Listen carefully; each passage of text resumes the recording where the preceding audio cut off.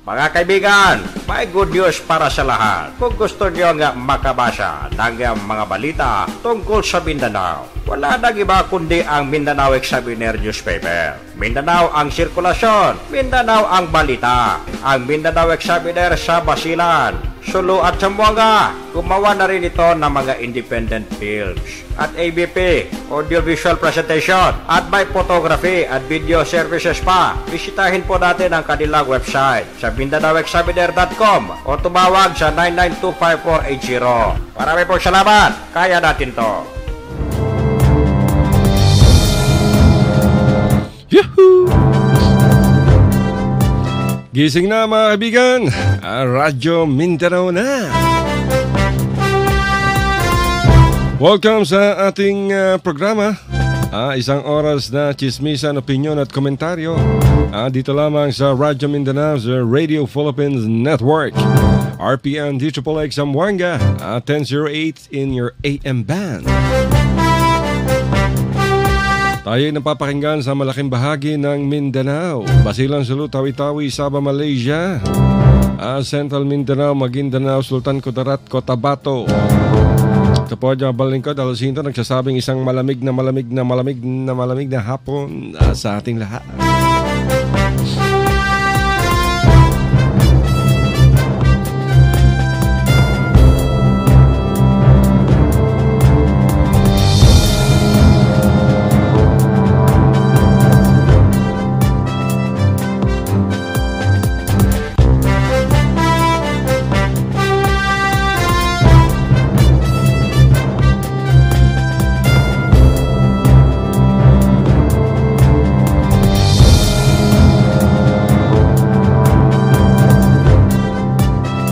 Ingat mga kaibigan at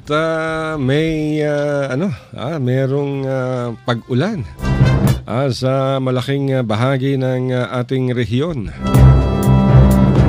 Although wala namang bagyo, pero itong masamang panahon mga kaibigan ay mas matindi.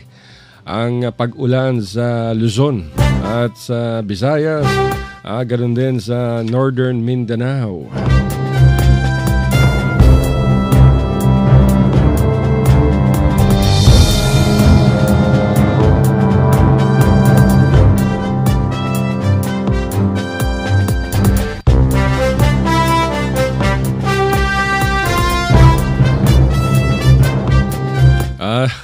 Yung mga nasa paanan ng mga bundok, yung mga naninirahan dyan, konting ingat.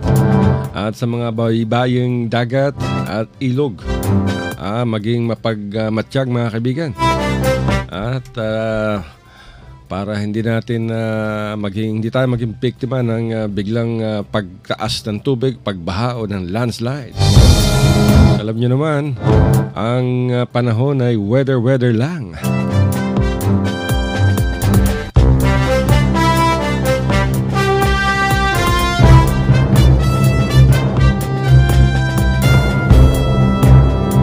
Kaya konting ingat dahil mahirap pag ganitong sitwasyon.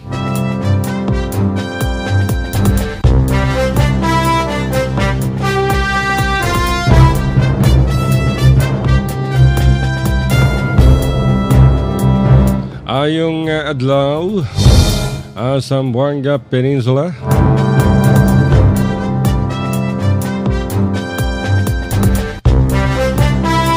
sa Zamboanga Sibugay ug Zamboanga del Sur, Zamboanga del Norte. Daghan nagpaminaw karon ha.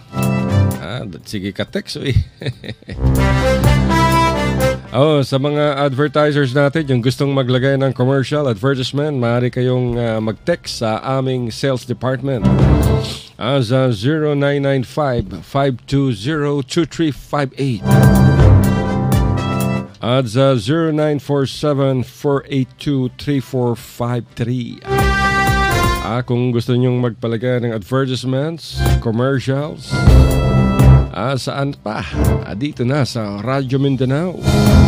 Sa aming sales number 0995 520-2358 o kaya sa 0947-482-3453 at nakantaba yung aming mga sales staff. Oy, Tatay Digong nagsalita na naman sa kanina dito sa Philippine Economic Forum. Ibibigay namin sa inyo mga kaibigan upang marinig nyo naman kung anong sasabihin ni Tatay Digong ukol sa ekonomiya ng ating bansa. At siyempre yung kanyang mga pasaring sa mga bumabatikos sa kanyang pamahalaan.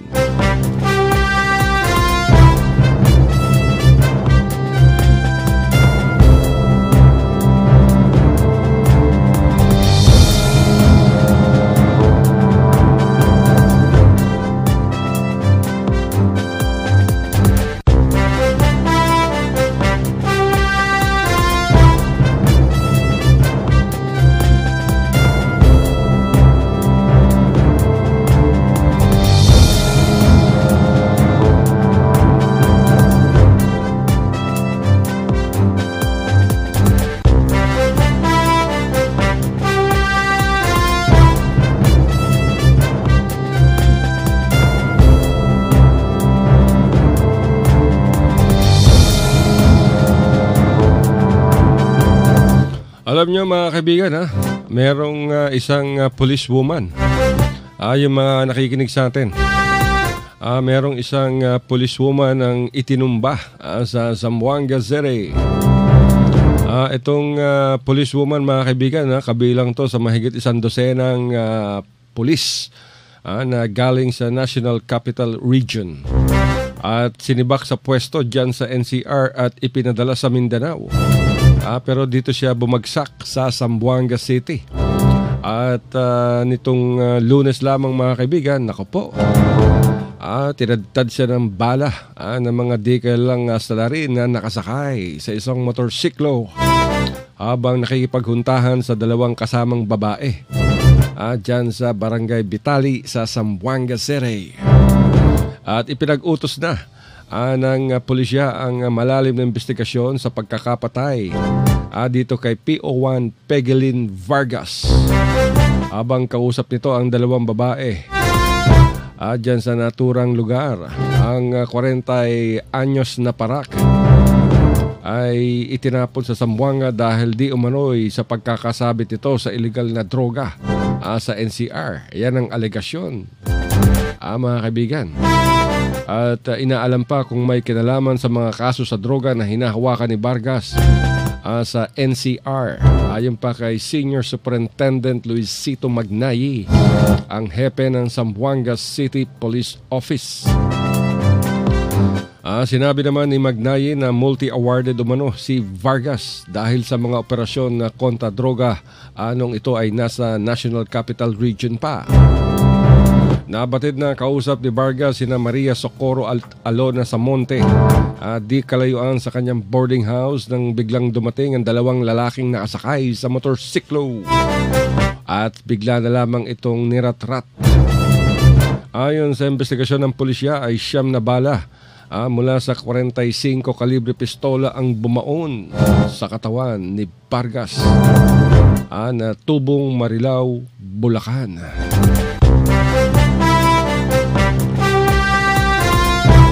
Grabe mga kaibigan Imagine, sinibak siya sa NCR at itinapon sa Mindanao para dito lamang mamatay. Talagang kahit sino mga kaibigan ay hindi ligtas sa Zamboanga City. Imagine, pulis na, pinatay pa sa Zamboanga City. Kahapon lamang yata, kahapon o isang araw, di ba? Dumating dito yung mga incheck mula sa China. Aba, yung escort nila, nasa hotel na. Yung escort, grabe, isang truck ng mga sundalo mula sa Task Force Zamboanga. Bukod pa yun, mga napakadaming pulis, grabe. Talagang safe na safe pa Zamboanga, no? Parang nasa Israel. Kahit saan ka tumingin, tad-tad ng sundalo.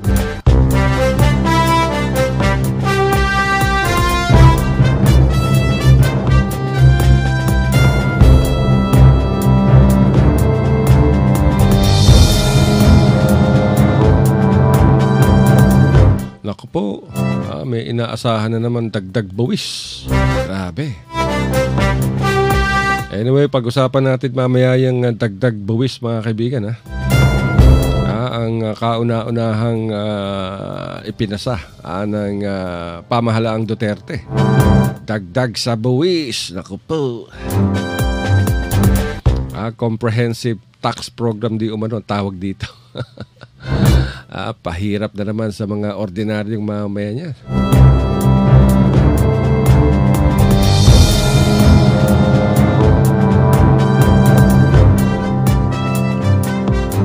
Alam niyo mga kaibigan na bawat pagtaas ng buwis, ang unang nahihirapan dito yung mga ordinaryong mamamayan na nagtatrabaho.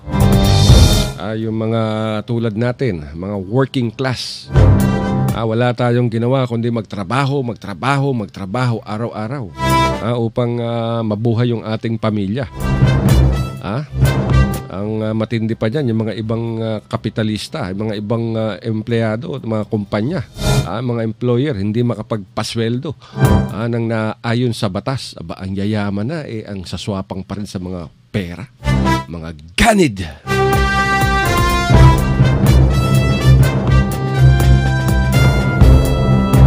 Pasweldo kayo na maayos, maawa kayo sa mga empleyado ninyo. Nagpapakahirap yung mga empleyado ninyong mamuhay ng maayos. Kayo naman, sinasamantala ninyo. Naku po. Sana yumaman pa kayo. Kawawa naman yung mga empleyado. Anyway, balikan natin yung comprehensive tax reform program ng pamahalaang Duterte, mga kaibigan. At sinigurado ng magagaling mula sa Department of Finance, Department of Budget and Management at ng National Economic and Development Authority na hindi daw magkakaroon ng direktang pahirap ito sa mga mga ordinaryong mamamayan. Ako, go and tell that to the Marines.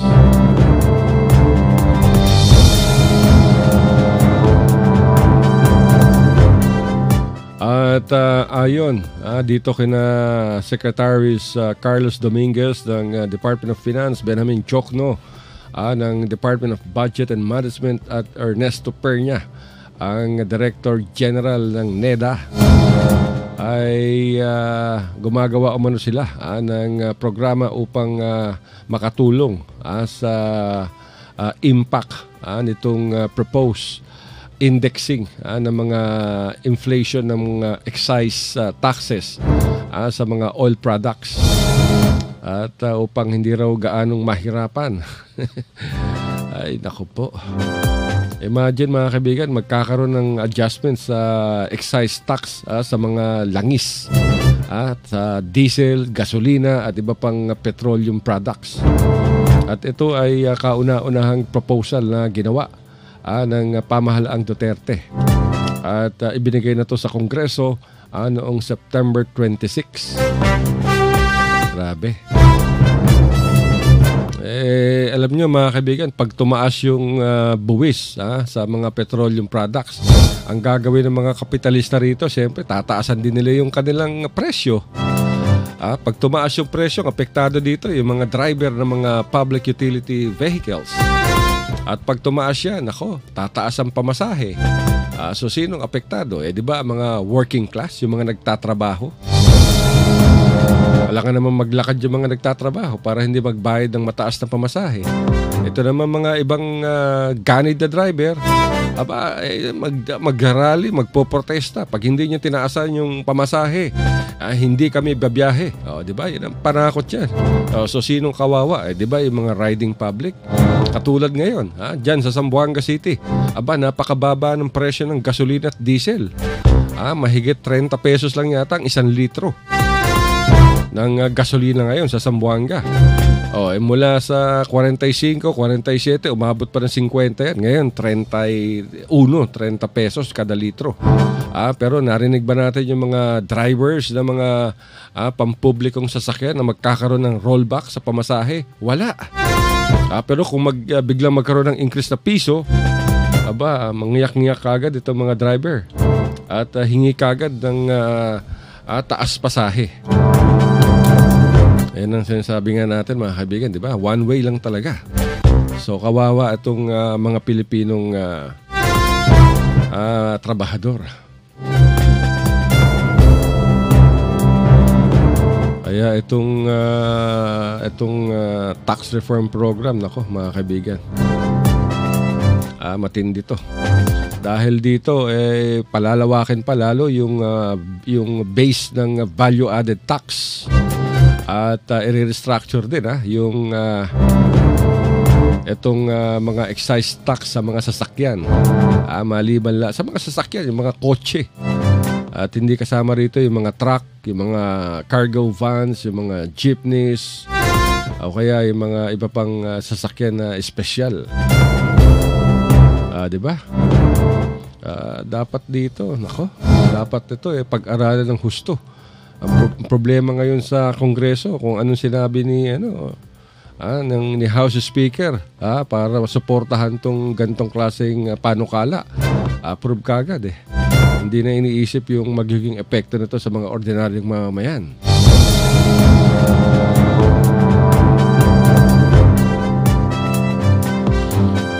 So, tignan natin yan mga kaibigan, dahil ang target dito ng pamahalaan ay makapaglikha ng pondo. O 1 trilyong pondo. Pero hindi biglaan yan mga kaibigan. Tapos na ang termino ni Tatay Digong Duterte sa loob ng 6 na taon. Talagang tuloy-tuloy pa rin yan hanggang 2040. Grabe. Ayan daw para ma-eradicate yung extreme poverty by 2040. Extreme poverty. Puta. Eradicate. Dapat ang ma-eradicate yan yung corruption, yung pagnanakaw sa gobyerno. Yan ang unahin ninyo. Hindi yung dagdag buwis. Diba? Yung sa mga buwis na kwartang nakukuha sa Malampaya, saan napunta? Napunta lahat sa bulsa. Daming buwis ng ninakaw ng mga halimaw dyan sa gobyerno. Tapos ang sino nagpapakasasa, di ba sila? At ang nagpapakahirap yung mga ordinaryong mamamayan.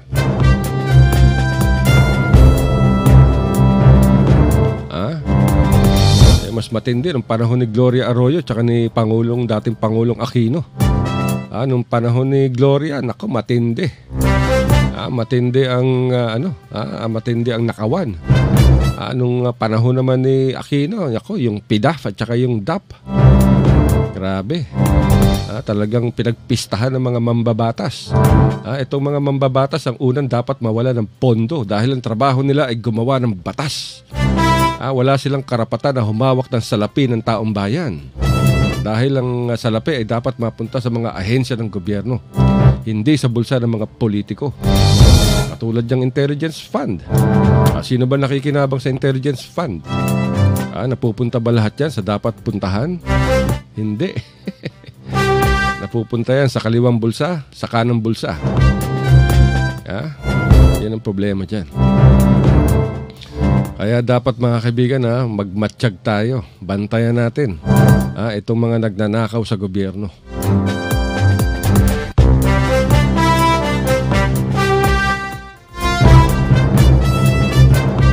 Andiyan na ba yung kay Tatay Digong? Tignan nga natin kung available na para mapakinggan naman natin yung sasabihin itong si Tatay Digong mga kaibigan sa kanyang talumpati kanina dito sa Philippine Economic Forum. Tignan natin pakinggan natin kung sino yung binanata na naman dito ni Tatay Digong. Alam nyo, every time si Tatay Digong opens his mouth, talagang talagang nakakalikha ng mga kontrobersyal na issue. Pakinggan natin mga kaibigan.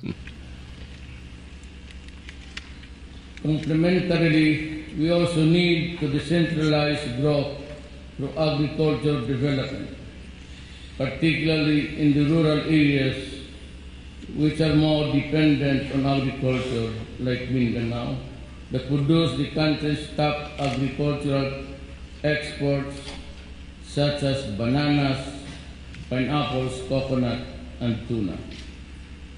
We must likewise pursue improved connectivity through the infrastructure development project.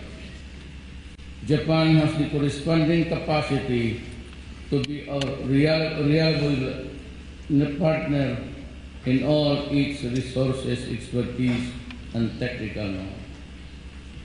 More than just making a dent in improving poverty statistics, these incentives are deliberately aimed to closing the inequality gap in the country development noticeable in the levels of urban and rural development.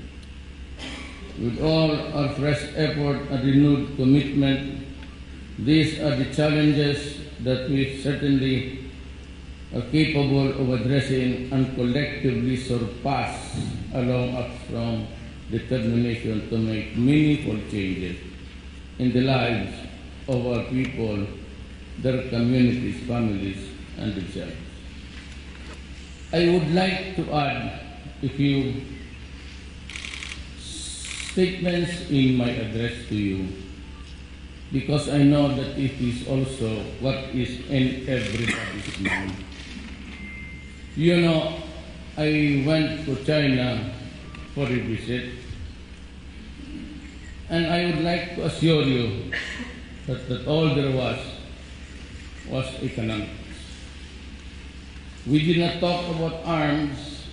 We didn't talk about stationing of troops. We do not. We avoided talking about alliances, military or otherwise. What happened really there was just a few platforms where investments could come in. You know, historically, we only have this short window in our dealings with China. With my visit, we hope that the window would come to a better light and bigger than as usual, so that we can trade freely. And this is something also with my announcement that pursuant to our Constitution, it's Article 7, unfortunately I am old, I forgot the article, but it's Section 7, which says that the Philippines is mandated by the Constitution to adopt an independent foreign policy. I would like to make it clear to everybody that we do not pick quarrels with our friends and neighbors. But to me, it is high time that the President stands up to its dignity as a people. And well, there's always the, you know, I have a 4 million drug addicts. When I was mayor of Davao City, I knew that there was a serious problem of drugs in my country. But it was not until after I became President of the Republic of the Philippines and began to squeeze everybody. And the reality was there. I'm sure you saw it on TV. It was blown internationally that there were hundreds of thousands every day surrendering. From the original figure of 3 million, I reckon that by the end of this year, I would have reached the 4 million mark. It seems that some countries did not realize the gravity of the offense. And so I declared war because of the enormity of the factors. And to think that the basic unit, which is the barangay, then it's the municipality, the city, the province, the regions, and the country. Most of those elected in the barangay, which is the basic unit in the government of the Philippines, there are about almost 4,000 holding public office, but are identified with the drug trade. And the mayors and a few congressmen, members of the assembly, and governors were also into it, although in limited number. With the election of De Lima, who used to be the Secretary of Justice, who had supervision over all national penitentiaries, prisons, and she was involved herself in the running of drugs inside the prison, exactly just like what happened in the Latin American countries, Colombia and the rest of those failed states. Narco-politics is already in my country. And I was appalled by the reaction of some supposedly our friends. I declared war, and right after that, some 3,000 people killed. Some were victims, or at least killed, in legitimate police action. Some were killed by, we don't know. But what I would like to tell this forum of the problem of my country, lest we misunderstand each other with our alliance with America, was that there were about 6 generals police whom I Hirapan tayo mga kaibigan sa reception natin. Alam nyo, konting ulan. Hirap na hirap tayo sa reception ng ating ng ating telecommunication diyan sa Zamboanga City at sa Maynila. At the first blush, it was not government. I assure it was never a state-sponsored killing, but those were the infightings of the police generals and some military men, and a lot of policemen, 6,000 of them, cleansing and hoping that they would make it clean before I assumed office. But that is exactly what happened. But of course, there were a few encounters after that, and to this date and today, I stand to lose 2, 3, 4 on the average for military or police in the entire country because of drugs. And I was questioned by the human rights, well, that is their lousy business, just making it hard for governments to operate and to even respect the problem itself, not the person, but to understand the problem and respect that it has to have its solution. My country for me. So what do I get? A threat from the Human Rights Commission. Well and good. It is a job. It is part of the United Nations. They can call my attention. Then there was State Department lady. Then another staff member of the Office of the President of the United States, and eventually Obama, and the EU, coming up with the threat that they would hail me to the International Court of Justice to face the case of genocide. 4 million people addicted, wrecking my country, and here are my friends supposedly making it hard for my country to solve and even to survive as a nation. And that's a problem for all of us, because you might be under the illusion that the Philippines is still under the influence of this country or that country. I have declared that I will pursue an independent foreign policy. I want, maybe in the next 2 years, my country freed of the presence of foreign military troops. I want them out.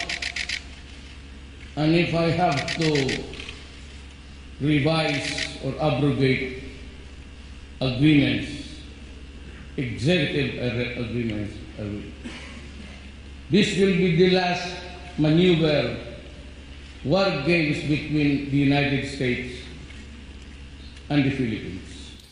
Mga kaibigan, ito yung talumpati ni Tatay Digong Duterte sa Philippine Economic Forum sa Tokyo, Japan. At tayo ay kumukuha ng linya sa People's Television 4 sa Maynila upang i-broadcast through satellite itong lahat ng mga sinasabi ni Tatay Digong Duterte. Nasa isa siyang official visit, mga kaibigan, sa Japan. Because if you really would want war for this planet, and everybody is drawn into the vortex of violence, Iran, Pakistan, India, France, Britain, Russia, America, China. I mentioned India and Pakistan. There will be no more talk of the Third World War. Even before you finish the sentence, we will be all gone. So those things I do not think. I just want friendship with everybody. Go there, but do not expect so much expectation from maybe the policies of the West. I kind of, when you call my attention as a mayor, it's okay. I do not carry the burden of sovereignty on my shoulders. But if you chastise me, reprimand me before the international crowd,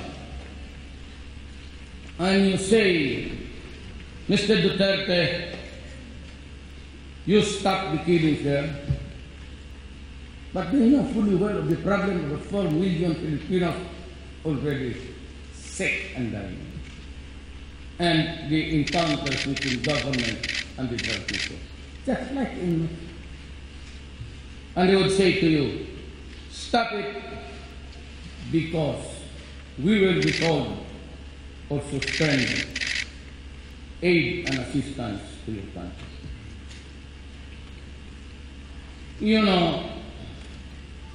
It's like saying, I am a dog on a leash, and said, if you do not stop biting the criminal, we will not throw the bread right under your mouth.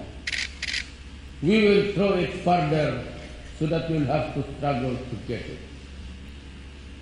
That is what America wants me to be. A dog barking for the crumbs of their table. And so I said, It's a great country. It has helped us in so many ways in the past. But you know, and you must know, that we were also under a colony of America for 50 years, and they lived on the fat of my land. Let us be clear on that. And so, maybe if you come to the Philippines, you just have to contend with the new dynamics of my country. I said I can lose the presidency anytime. If Congress would ask me, fine. That is part of the destiny of my presidency, because I won without money and influence. If I lose my life, that's part of the territory of being president.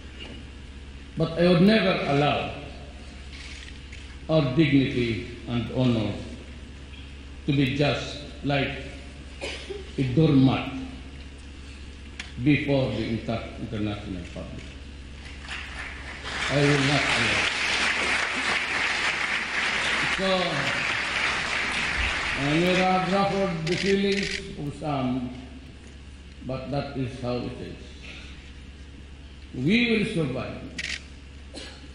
Without the assistance of America, there will be a lesser quality of life. But I said, we will survive.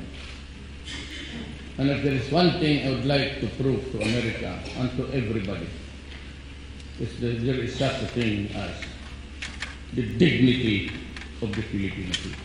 Thank you. Alright mga kaibigan, si Tatay Digong Duterte, preservation ng dignidad to mga kaibigan. Ang pinag-uusapan dito, ito ay ang kanyang talumpati kanina sa harapan ng Philippine Economic Forum in Tokyo, Japan, where the President is on a 3-day official visit mga kaibigan. At ito ay courtesy ng People's Television 4 sa Maynila. At tayo ay nakahook upang iparinig natin sa ating sambayanang Pilipino ang itong sinabi ni Tatay Digong Duterte. Nakamonitor dito mga kaibigan yung bansang Hapon dahil gusto nilang marinig talaga mula sa bibig ni Tatay Digong ang kanyang katayuan ukol sa Amerika.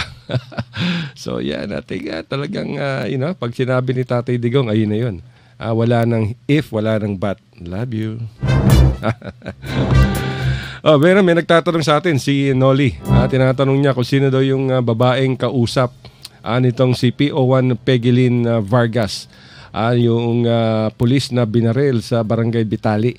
Ayon sa police report, ayon sa inilabas na pahayag ng Philippine National Police Regional Command 9, yung babaeng kausap nitong si PO1 Pegilin Vargas ay sina Maria at Alona Zamonte. Hindi pa natin malaman kung ito ba ay kaibigan o kung sila ba ay nasaktan o hindi. Pero yan ay base sa report na inilabas ng Philippine National Police Regional Office 9. Bueno mga kaibigan, yan ang talumpati ni Tatay Digong Duterte sa bansang Hapon. At kita niya naman, pinagpalakpakan talaga siya ng ating mga kababayan at mga negosyanteng Pilipino at Hapon sa kanyang katayuan. So ito ay preservation ng self-dignity mga kaibigan. Alam niyo naman ang mga Pilipino, kahit wala nang makain, talagang yung dignidad intact. Di ba? So, suportahan natin ang katayuan ng pamahalaan. At alam ng ating Pangulo ang kanyang ginagawa. Ayun lamang ay marami sa mga bumabatikos kay Tatay Digong dahil sa kanyang pamamalakad, lalo-lalo na itong kampanya laban sa kriminalidad at sa droga, gayon na rin sa korupsyon. Meron tayong good news yung mga nais na maging world-class chef. Yung Center for Asian Culinary Studies sa Davao City, mga kaibigan, ay ongoing ngayon ang kanilang enrollment sa following courses. Pakinggan nyo para yung gustong maging international chef. Katulad ni Chef Jean Gonzalez ng Cafe Isabel. Ay enrollment na. Ongoing yung enrollment ngayon sa Center for Asian Culinary Studies sa Davao City. Isa to sa pinakamalaking culinary schools, mga kaibigan, sa ating bansa. At yung enrollment ay ongoing sa Diploma in Professional Culinary and Pastry Arts. At ito ay qualified to take the NC2 in cookery at NC2 rin sa bread and pastry production. At open na rin ang certificate program in cooking and baking skills. At simula, ongoing pa rin yung kanilang enrollment at qualified ang mga mag-enroll dito sa NC2 in cookery. At syempre, meron silang certificate program in cooking and baking skills. Fundamentals of baking. Mag-o-open to sa November. At ito ay qualified na rin yung mga nag-a-aspire na maging chef to take the NC2 in bread and pastry production. At syempre, meron silang professional Asian cuisine, itong Japanese module. Itong NC2, mga kaibigan, mahalaga to dahil kung ikaw ay nag-aral sa isang culinary schools at nag-apply ka sa hotel o kaya sa abroad, sa malalaking restaurant, katulad ng mga restaurant na pag-aari ni Anthony Bourdain, ay kailangan to. At sa mga gustong maging chef, ay maaari nyong tawagan ang Center for Asian Culinary Studies in Davao City. Doon na kayong mag-aral. Huwag na kayong mag-enroll sa mga maliliit na nag-o-offer ng HRM. Dahil itong mga maliliit na nag-o-offer ng maliliit na paaralan, nag-o-offer ng HRM. Pag graduate nyo dyan, ang bagsak ninyo, waitress o food attendant. Dito sa Center for Asian Culinary Studies, talagang sigurado, pagka-graduate nyo, mga kaibigan, chef na kayo. Provided na meron kayong NC2, napakahalaga niyan. Maaari nyo silang tawagan sa Davao City sa telepono bilang 082. Ayun yung area code, mga kaibigan. Ang kanilang telephone number is 282-8373. Ulitin natin. Ang telephone numbers ng Center for Asian Culinary Studies in Davao City is 082-282-8373. Or maaari nyo silang i-text sa kanilang cellphone or tawagan nyo o meron kayong only load sa 0912-762-2768. Ulitin natin. Yung cellphone number ng Center for Asian Culinary Arts Schools in Davao City is 0912-762-2768. Talagang hot na hot ngayon itong mga pagiging chef. Kita niyo, maraming artista ang nag-aaral sa culinary studies upang kahit sila'y artista na, ay chef sila at makakapagtayo sila ng sarili nilang restaurant. Ulitin natin, mga kaibigan, ang Center for Asian Culinary Studies sa Davao City. Ay maaari na kayong mag-enroll sa mga following courses: Diploma in Professional Culinary and Pastry Arts, Certificate Program in Cooking and Baking Skills, Fundamentals of Baking, at yung kanilang Professional Asian Cuisine Japanese Module. Maaari silang bisitahin sa Don Janicio Complex, Cabaguio Avenue in Davao City. Or you can call him at telephone number 082-282-8373 and text them at 0912-762-2768. Siyempre, ang number 1 ang Center for Culinary Arts or Culinary Studies in Davao City.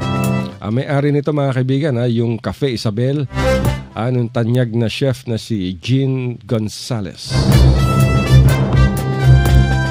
At syempre, speaking of Davao City, wag niyong kalimutan na magpunta at magbakasyon kung nais ninyong magliwaliw sa Blue Jazz Beach Resort and Water Park sa Samal Island. Dyan sa Davao City, 10 minuto lamang yan sa water taxi.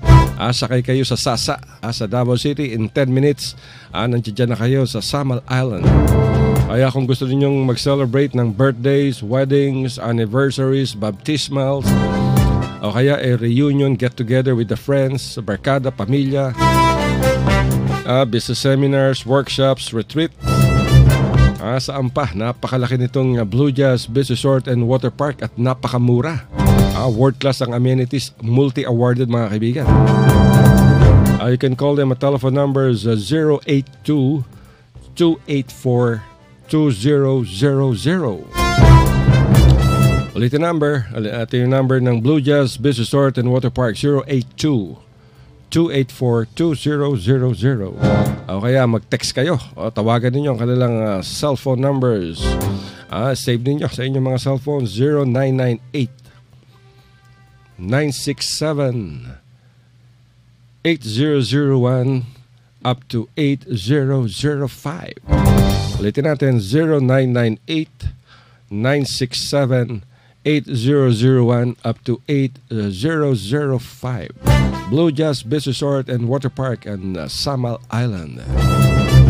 Kung gusto naman ninyo magpa-spa ba sa Zamboanga, merong number 1 spa ngayon. It's making name. Itong Stress Away Spa.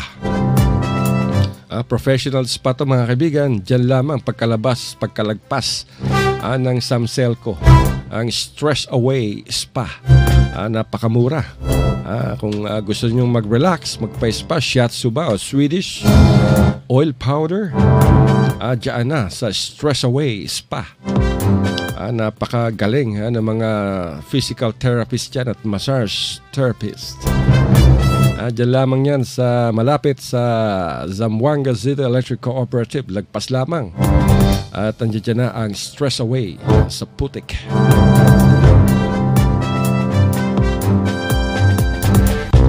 Bueno, pasalamat muna tayo sa lahat ng mga nakinig sa atin at patapos na yung ating isang oras. Grabe, ang bilis. Maraming salamat sa mga nakinig sa atin dito sa Radyo Mindanao, RPN dito po like Zamboanga. Dyan sa Basilan Province, Sulu, Tawi-Tawi. Sa Sabah, Malaysia, sa Central Mindanao. Ay, good afternoon pala kay Governor Toto Tan. At nag-text sa atin yung taga-provincial office, Governor's Office. At nakikinig daw sila ngayon. Sa chief photographer nila si Al Francis Salinas. Sa Jin Yuko, kay Bong Abing. At sa lahat ng staff, pati si Governor Toto Town. Nakikinig. Maraming salamat sa Sulu Provincial Government sa patuloy araw-araw na pakikinig sa ating programa. At sa iba pa mga kaibigan, hanggang sa susunod na bukas, ingat at umuulan.